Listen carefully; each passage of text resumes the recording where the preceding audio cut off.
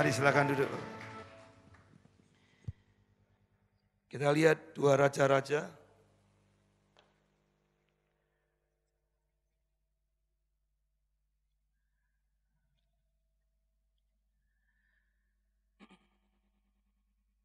Dua Raja-Raja 2,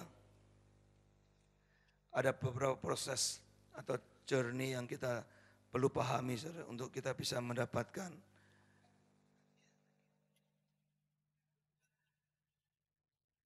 double anointing sekali lagi ya.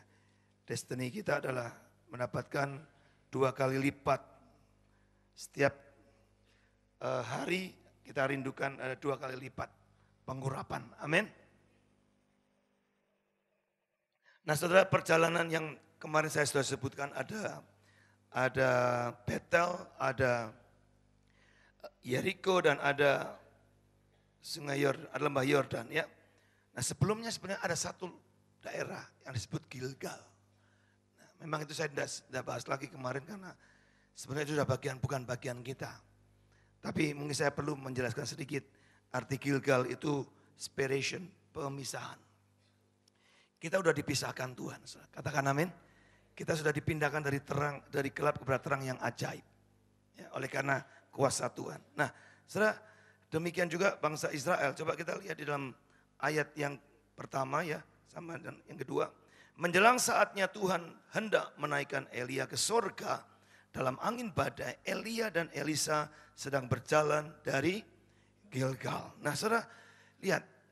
Ini satu peristiwa yang sangat penting sekali. Bahwa banyak orang sudah tahu bahwa Elia akan diangkat ke surga.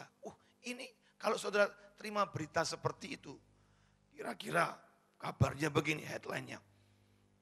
Sama misalnya, saya pinjam nama ya. Saya pinjam nama Pak Hadi Wijaya misalnya ya. Headline di surat kabar dan di televisi bilang begini.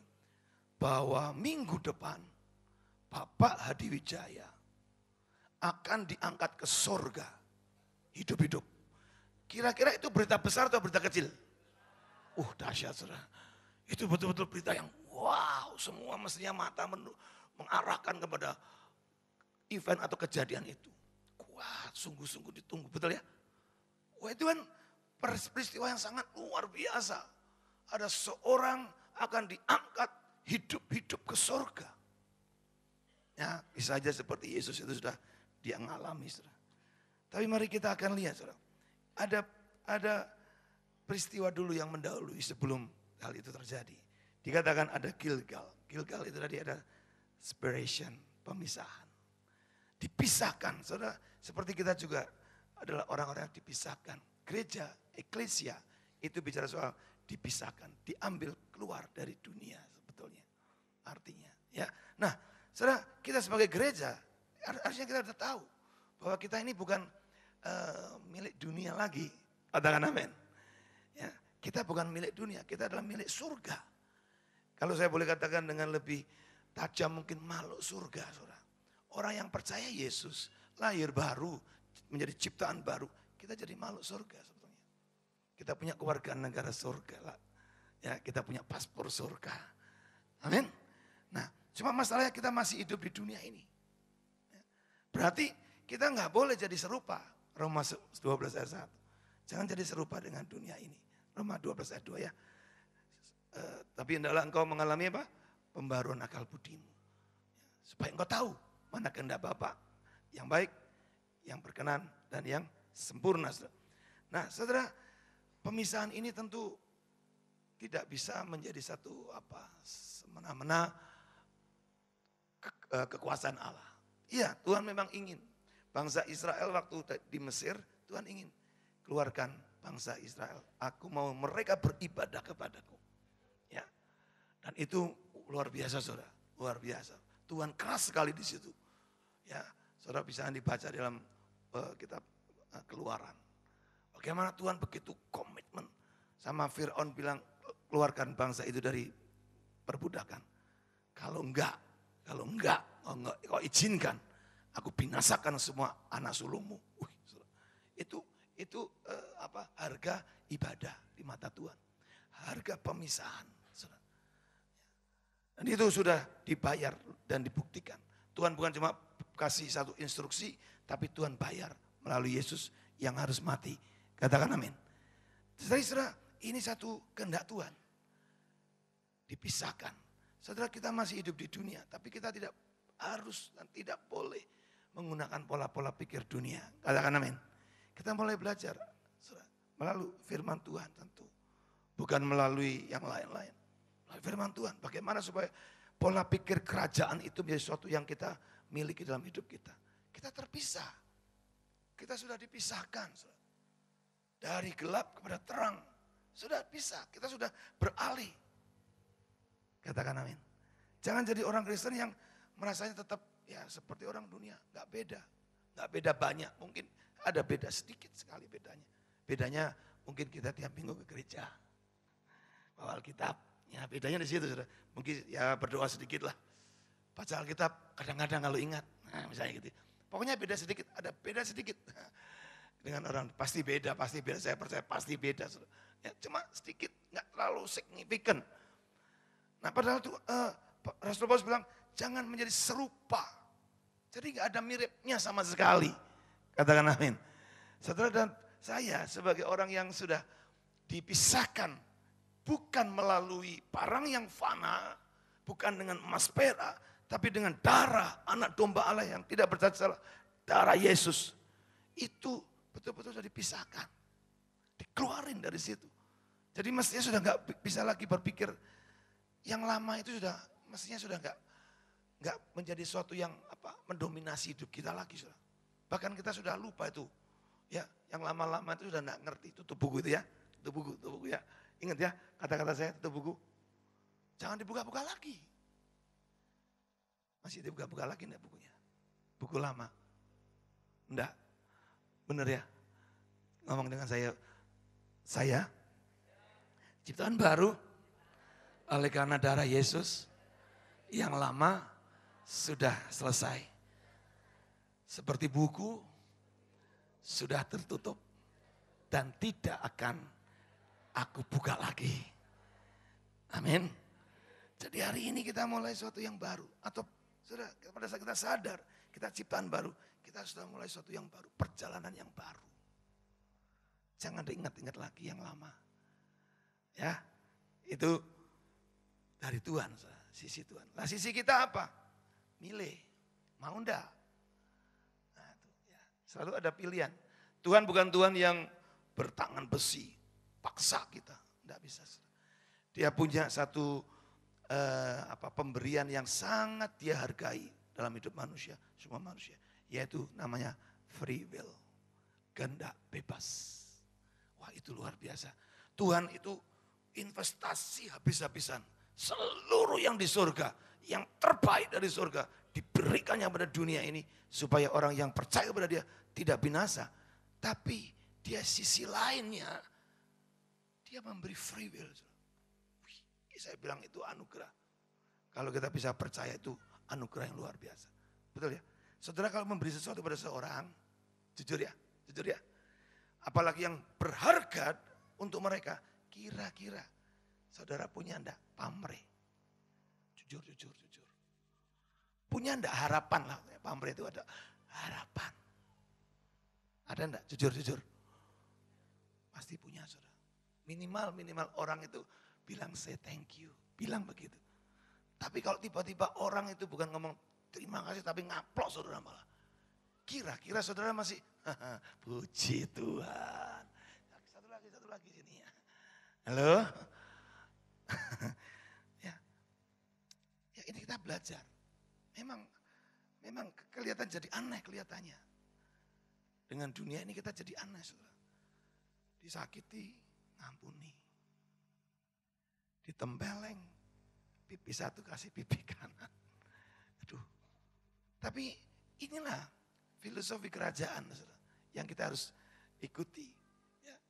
Tetapi saya percaya kalau kita keluar dari situasi dunia yang gelap tadi, yang gigi ganti gigi, mata ganti mata, nyawa ganti nyawa, saudara.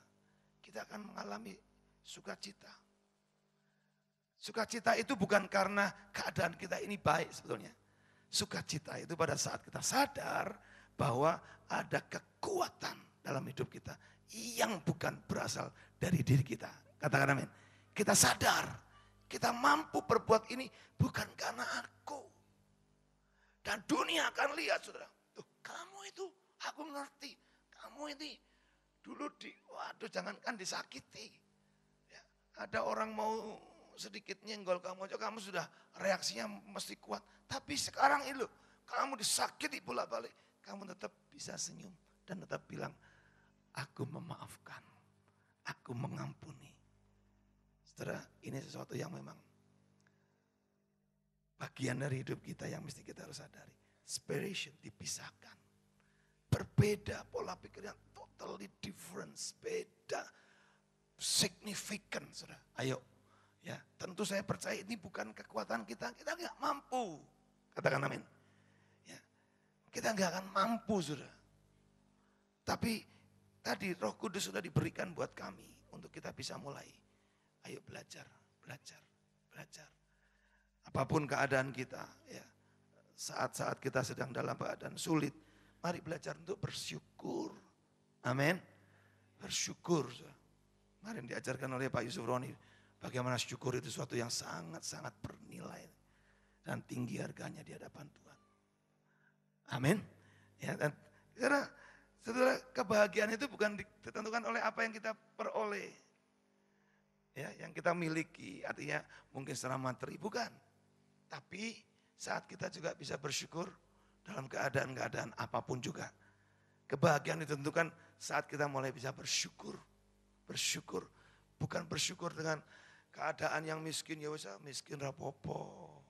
Es goblok ya rapopo, ditipu uang ya rapopo, bersyukur. Ya, tapi bersyukur saat kita sadar bahwa di saat-saat seperti itu kita masih bisa melihat kebaikan Tuhan. Amin. Kita masih bisa lihat Tuhan itu baik buat kita. Kita masih bisa melihat bagaimana tangan Tuhan masih menolong kita. Banyak hal saya kira kita bisa melihat. Makanya mari belajar saudara. Ya, melihat sesuatu itu lebih kepada sesuatu yang lebih luas. Cakrawala pandang saudara mulai lihat secara luas. Karena apa? Memang selalu di dunia ini, kalau kita lihat sesuatu ya, kemarin yang saya pernah sampaikan, di rumah saya itu kalau saya lihat, saudara bisa lihat gunung-gunung, pemandangan bagus. Tapi di samping-samping sedikit, ada tempat-tempat yang kurang enak dilihat. Ya. Ya. Tapi kalau saya lihat, saya bukan terus melihat melotot terus, wah, piye gue ya. Terus saya ngomel-ngomel, hanya karena yang kecil itu. Padahal di depan saya ada begitu pemandangan yang begitu luar biasa bagusnya. Ngerti saudara? Bukan berarti kita menolerir kesalahan, kita menolerir, tidak. Tapi mari kita lihat, ada banyak hal-hal yang baik yang selama ini kadang-kadang kita abaikan. Betul apa? Kita abaikan, kita lebih fokus kepada yang kurang baik. Ya, jadi mari. Saudara lihat juga bagaimana kehidupan kita sebagai anak Tuhan. Renungkan baik-baik betapa bersyukurnya hidup kita ya. Kita ini bisa kenal Tuhan, kita bisa beribadah, kita bisa mengerti firman Tuhan, kita bisa berdoa, kita bisa masuk hadirat Tuhan, kita bisa menikmati hal yang luar biasa. Terlalu banyak kalau disebut satu-satu. Amin. Ya. Bahwa di sekitar kita masih ada kesulitan, masih ada tantangan. Bahkan kalau saudara lihat bagaimana Tuhan itu mengajak bangsa ini keluar dari Mesir kemana dulu? Ke padang gurun. Bukan tempat yang baik. Ya kan? Dan kalau saudara juga kita mau jujur, setelah masuk di tanah Kanaan, apakah bangsa Israel diam saja? Terima semua berkat? Susu keluar sendiri, madu keluar sendiri. Nah, mereka harus kerja. Mereka bahkan sebelum bekerja, mereka harus berperang dulu mengalahkan begitu banyak suku yang harus ditaklukkan dulu. Mereka tidak kemudian comfort zone. Pokoknya kita harus percaya. Tuhan itu kalau ngasih latihan, itu tepat buat kita. Dengan persoalan apapun juga. Amin. Ya. Dan saya selalu katakan, kalau ada masalah, satu paket. Itu dengan solusinya. Padang gurun, tapi juga ada tanah Kanaan. Tidak pernah Tuhan bilang begini, sudah kamu jalan dulu ke padang gurun dulu. Terus ya pokoknya padang gurun dulu. Enggak. Tuhan malah ngomong dulu, tanah Kanaan sana. Betul ya? Tanah Kanaannya dulu, baru berjalannya memang tidak selalu mudah. Tapi akan sampai ke sana. Setelah mari kita mau belajar, kita harus menjadi orang yang bisa membedakan. Ya. Di Gilgal itu artinya kita membedakan, oh ini tidak boleh, oh ini janganlah.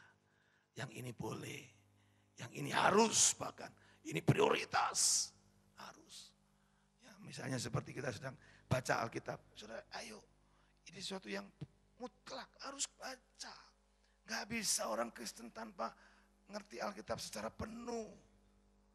Jangan tertipu saudara dengan omongan gini, omong Kristen kira anugerah kabeh. Gitu. Gak perlu baca Alkitab nanti Roh Kudus yang ingetin, naik banget. Saya bilang pemenang itu ya banyak hamba Tuhan, saya juga dulu begitu saudara, mengilustrasikannya begini, more than conqueror itu begini. Seorang petinju, ya yang bertinju itu suami kita bertinju, kita anggap seperti itu, bertinju babak belur, dipukulin tapi menang akhirnya. Karena dia menang dia pulang bawa hadiah, bawa duit misalnya ya. Kemudian pulanglah dengan bengep-bengep karuan, berdarah-darah, ngetok pintu, tok, tok, tok. Istrinya buka pintu, wah sayangku, selamat ya, dapat juara, mana hadiahnya? Terus diambil sama istrinya. Oh suka cita istrinya karena dapat hadiah. Itulah lebih daripada pemenang. Kita nggak perlu repot-repot, kita yang terima hadiahnya. Wong Kristennya kayak gitu, rakus bahaya saudara. Gila nih gitu, betul enggak? Wah, nggak boleh begitu, itu saya dulu juga buat ilustrasi begitu, saya minta ampun salah. Tapi more than conquer itu sebenarnya dia bisa menang di semua area hidupnya. Kalau saya ilustrasikan dengan ilustrasi yang baru adalah seperti pemain tenis namanya Steffi Graf. Ya, dulu pernah tahun 90-an kira-kira ya. Ada seorang pemain namanya Steffi Graf. Pemain tenis itu punya cita-cita ingin ikut satu turnamen yang namanya Grand Slam. Itu turnamen tertinggi. Kalau bulu tangkis itu salah satu All England gitu ya. Lah ada 4 turnamen saudara, itu utama. Yang bisa masuk ke Grand Slam turnamen ini orang-orang hebat-hebat. Nggak bisa juara kampung masuk sana, nggak bisa saudara. Oh, nggak bisa, ini juara top-top semua. Nah, saudara, seorang Steffi Graf pernah dalam tahun yang sama juara di 4 turnamen ini sekaligus. Bahkan 5, yaitu Olympic Games. 5. Ini lapangannya lain-lain. Yang satu tanah liat. Tanah liat itu tanah yang apa? Bata itu merah itu loh. Saya lihat lapangan tenis kok merah, yaitu tanah liat. Tanah keras itu semen, ya. Tanah rumput, pakai rumput. Dan satu lagi tanah apa? Karpet. Itu mainnya lain-lain, nggak bisa sama mainnya. Ya, kalau tanah liat saya belum pernah main. Tapi saya lihat bola itu datangnya duk jus gitu saudara ya. Kayaknya itu lain dengan tanah keras. Duk dus naik gitu loh bolanya. Jadi kalau orang enggak fasih dalam semua lapangan pasti mungkin dia juara satu di satu turnamen tapi turnamen lain gagal. Itu banyak begitu. Tapi satu kali Steffi Graf ini dia dalam tahun yang sama menjuara 5 turnamen. Dia menang di semua area pertandingan. Sehingga dia bukan lagi disebut the Grand Slam Champion, tapi the Golden Slam Champion. Satu-satunya saudara, di muka bumi. Belum ada yang memecahkan rekornya ini. Nah, itulah more than conquer. Saudara bisa menang di dalam bisnis saudara. Saudara-saudara punya cara bagaimana menjalankan bisnis seperti kingdom business. Apa? Community. Nah itu, saudara perlu belajar itu. Bisnismen di sini perlu belajar pakai pola pikir kingdom bagaimana. Jangan pakai pola dunia, bisnis ngapusi piro kulane 2000, padahal cuma 1200. Ngapusi lagi. Lah, apa nenda ngapusi nanti. Saudara, orang untung. Yang ngomong aja toh, nek kowe nawar segitu untung gurung kok kayak belum banyak. Itu pokoknya cara pakai prinsip-prinsip. Duit itu duitnya sopo. Nah, banyaklah saudara. Saudara yang belum ikut Kingdom Business, ikut. Ini kan dibuka pendaftaran. Bayarnya berapa? 400.000. Oh, 800.000. Murah apa larang? Aja ditelok angkane nolek kok akeh to, Pak. Tapi manfaatnya itu pasti lebih daripada itu bisa menentukan masa depan saudara. Jadi saudara kalau mau ikut itu jangan nunggu gini, nanti aku mau bisnis. Jangan, ini anak-anak muda ini loh. Mario kamu melu, papamu melu. Iyo, anak-anak muda mahasiswa ikut. Jangan nunggu nanti jadi bisnismen dulu baru kadang-kadang telat. Wis tercemar nih angel. Dikajari di Kingdom Business, yura iso. Oh, malah diajari kebenaran malah berdebat. Saudara. Tapi justru karena kau belum ngerti bisnis, belajar. Supaya engkau tahu bagaimana cara menjalankan bisnis dengan benar. Nanti kalau sudah mulai tergerak masuk ke bisnis, saudara sudah punya ilmunya, istilah gitu ya. Punya ilmu yang benarnya gimana main dalam bisnis itu. Jangan malas belajar, saudara. Jangan malas. Kalau saudara juga mau berumah tangga, ya belajar berumah tangga. Ojo wis nekat, dalam nama Yesus mengalir saja. Ngawur ae. Mengalir ki nek sing sengsara kuwi awakmu dhewe ra apa-apa. Kene wis kawin sengsara ki bojomu anak-anakmu wong tua mertuamu barang kabeh kena kabeh. Betul ya? Jadi belajar. Orang tua juga ajarin anak-anakmu untuk berumah tangga dengan baik. Jangan bilang gini ngerti dhewe. Enggak bisa. Diajarin. Kalau perlu ada seminar, suruh ikut seminar. Pulang seminar, diskusi gimana. Kalau yang paling baik itu dengan teladan memang. Tapi tetap harus ada seperti itu. Orang tua banyak membiayai anak-anaknya sekolah tinggi-tinggi. Tapi untuk membiayai perjalanan hidup yang lebih baik, kadang-kadang kita nggak sadar itu penting. Ya, kita ini sudah dipisahkan. Ada banyak prinsip-prinsip yang berbeda. Yang kita harus lihat dengan tegas. Apa ini namanya? Lainnya ini loh, garisnya ini loh. Kita harus lihat, jangan abu-abu terus. Jangan juga begini, nanti kan Tuhan ngingetin kita. Loh, iya, pasti Tuhan ngingetin. Tapi kalau kita bisa minta dan kita mulai membuat satu garis yang tegas dulu. Saya kira itu akan baik. Suami istri misalnya, apa? Ya, dalam hal berhubungan, secara rumah tangga, saya harus mulai punya garis yang jelas. Selingkuh boleh enggak? Loh, saya tanya loh. Loh ada istri, wis kesel kowe kono. Golek wedok liya. Loh, istri jadi istri. Tadi kita baca kan? Di Alkitab kita kan itu seperti Rahel sama Lea. Itu jor-joran, kakak ngadi ini jor-joran, ngawur banget. Saya baca itu ya mengguyu, tapi kok bisa ya keluarga begini ya. Kakak adik kok akur terus nyoh, pean. Hari baca gimana? Dapat tidak sesuatu, saya ini kok gila ini keluarga, kok iso ngene. Ya Yakub yang paling enak. Tapi Yakub ya ada prinsip saja ya. Mas ini itu, mah, jian boh, aku seneng bego, kowe tok kan gitu mesin ya. Ini kucing kayak geras, saudara, sikat sampai papat. Ya, untungnya apa? Tuhan itu udah janji loh. Ya, untungnya udah janji. Ya, kalau udah janji itu Tuhan gak gampang-gampang tarik, betul ya, janjinya. Jadi walaupun caranya takut-takutan itu rumah tangganya Yakub itu kacau balau kan. Balok kacau, itu sudah karuan sudah. Gila. Itu kalau ada sekarang pasti buat bahan pergunjingan saudara, betul enggak? Apa mana Kristen, wah hancur sudah itu. Orang bakal jadi pendeta, hamba Tuhan, orang mungkin. Itu pasti sudah begitu. Tapi kita baca Yakub kayak gitu loh. Rumah tangga ini karuan. Ya, itu karena Yakub belum punya Alkitab. Sekarang kita punya Alkitab, punya Roh Kudus. Kita harus mulai buat garis yuk. Ya benar, rumah tangga yang betul bagaimana. Ya, nanti itu seminar keluarga sendiri. Ini karena banyak anak-anak muda kalau ngomong terlalu dalam-dalam nanti malah Bingung ya? Nanti aja kita buat khusus, gerbang pagi khusus buat suami istri. Jam 2. Halo? Oke, jadi sekali lagi, inspiration, pemisahan.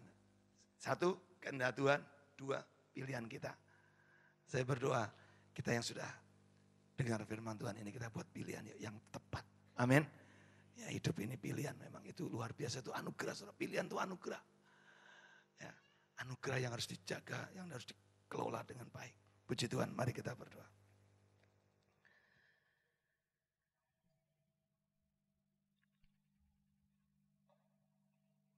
Saudara, kalau mau ada yang bersaksi nanti bisa ketemu saya dulu atau Bu Riki untuk diatur jadwalnya ya. Haleluya. Mari kita bangkit berdiri sama-sama. Terima kasih.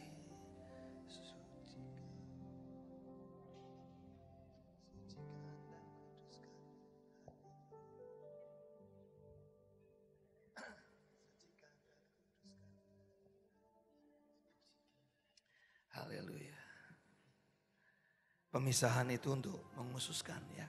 Kudus itu artinya bisa bersih, murni, tapi juga khusus, spesial. Saya percaya saudara adalah orang-orang kudus, orang-orang spesial yang Tuhan undang datang.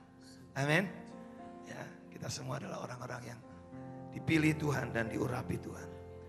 Kuduskan